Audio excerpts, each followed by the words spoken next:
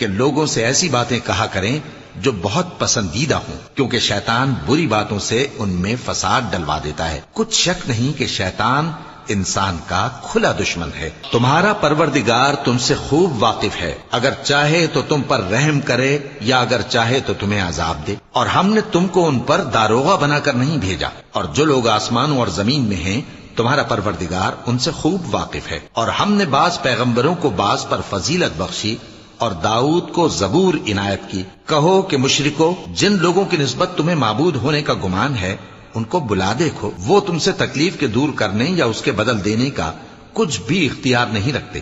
یہ لوگ جن کو اللہ کے سوا پکارتے ہیں وہ خود اپنے پروردگار کے ہاں ذریعہ تقرب تلاش کرتے رہتے ہیں کہ کون ان میں اللہ کا زیادہ مقرب ہوتا ہے، اور اس کی رحمت کے امیدوار رہتے ہیں اور اس کے عذاب سے خوف رکھتے ہیں۔ بے شک تمہارے پروردگار کا عذاب ڈرنے کی